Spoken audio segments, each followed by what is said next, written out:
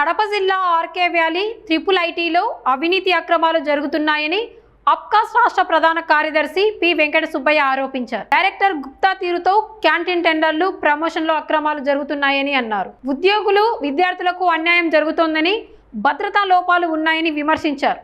ఈ అంశాలపై వెంటనే విచారణ జరపాలని, లేకపోతే ఆందోళన చేస్తామని హెచ్చరించారు. కడప జిల్లా వేంపల్లె మండలంలో ఆర్కే వ్యాలీ ట్రిపుల్ ఐటీలో గత 2 సంవత్సరాల నుంచి అనేకత ఏర్పడిన దానికి గతంలో అక్కడ జరిగిన పరిణామాలను మనం చూస్తే అర్థమవుతుంది.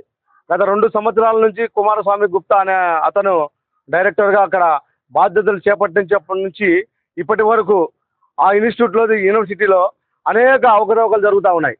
దాంట్లో మీద గతంలో విద్యార్థులు పెద్ద ఎత్తున ఆందోళన చేశారు. అలాగే అక్కడ పనిచేస్తున్న ఫ్యాకల్టీస్ వాళ్ళకు సంబంధించిన వేతనాలు అరకొరగా ఉన్నాయి. డైరెక్టర్ గారు ఆ వేతనాలు ఇవ్వడంలో ఇబ్బంది చూపిస్తామని చెప్పి కోర్టు కూడా వెళ్ళారు. కోర్టు కూడా ఆ ఫ్యాకల్టీస్కి వేతనాలు ఇవ్వమని చెప్పారు. అలాగే ఎవరైతే ఫ్యాకల్టీస్ ఉన్నారో వాళ్ళకు రూములు కేటాయించడంలో కూడా అవకతవకలు జరుగుతున్నాయి.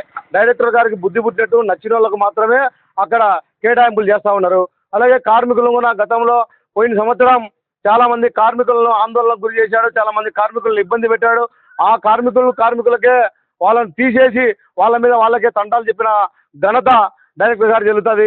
ఈ మధ్య కాలంలో విద్యార్థులు అక్కడ మద్యమం సేవించి కొట్లాడుకునే సందర్భాలు కూడా దండిగా ఉన్నాయి.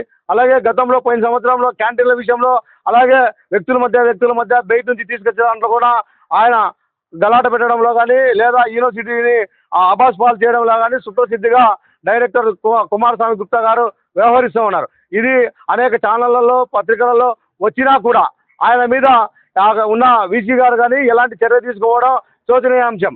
ఇప్పుడు ఈ మధ్య కాలంలో చూసినా కూడా ఇప్పుడు అక్కడ ఉన్న పనిచేస్తున్న కార్మికురాలకు ఆరోగ్యం బాగాలేక కిడ్నీల సమస్య ఉండి అధికారుల అనుమతితోనే 2 నెలల పాటు సెలవు పెట్టి విధులకు హాజరు కాలేదు.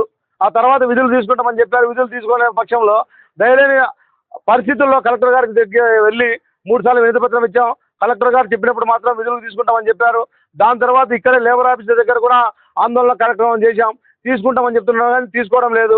కానీ హౌస్ కీపింగ్ సంబంధించిన కాంట్రాక్ట్ సర్దుబాటుకి ఎవరికైతే ఇచ్చింటారో వాళ్ళ ప్రతినిధి ఒకరు అక్కడ ఉండాలి. దాని నిర్వహణ బాధ్యత చూస్తూ ఉండాలి. కానీ ఇంతవరకు ఈ డైరెక్టర్ వచ్చినప్పటి నుంచి ఎవరే కానీ ఆ సంస్థకు సంబంధించిన ప్రతినిధి ఎవరే కానీ అక్కడ హాజరు కాలేదంటే దాంట్లో ఆంతర్యం ఏందో స్పష్టంగా అర్థమవుతుంది. అలాగే ఈ మధ్యకాలంలో హౌస్ కీపింగ్ సంబంధించిన వాళ్ళను సొంతంగా నిర్ణయం చేసి అటెండర్లుగా మార్చుకున్నాడు. అలాగే సెక్యూరిటీగా పనిచేసే వాళ్ళను అతను సొంత నిర్ణయం, విద్యా అర్హతలు కానీ, సీనియారిటీ కానీ ఏమీ ప్రాతిపదిక తీసుకోకుండా కేర్ టేకర్లుగా మార్చుకున్నాడు.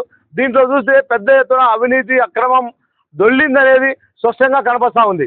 దీంట్లో ఏంటంటే ఒకరి ప్రమేయం లేకోకుండా, అలాగే లేదా డైరెక్టర్ గారి ప్రమేయం లేకుండా ఇవన్నీ జరుగుతాయంటే కూడా అది నమ్మశక్యం కాని విషయం. అందుకోసమనే డైరెక్టర్ గారి మీద తక్షణమే వీసీ గారు చర్యలు తీసుకోవాలి, ఎంక్వైరీ కమిటీ వేయాలి.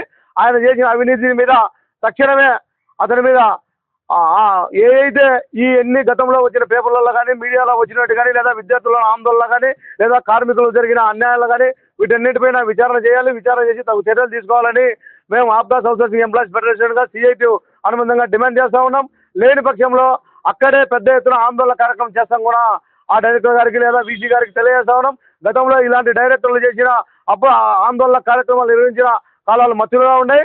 వాటిపైన విచారణ చేసి ఆ అధికారుల మీద చర్యలు కూడా తీసుకోవడం జరిగింది. అందుకనే మేము ఈ డైరెక్టర్ మీద చర్యలు తీసుకోవాలని చెప్పి కోరుతా ఉన్నాం.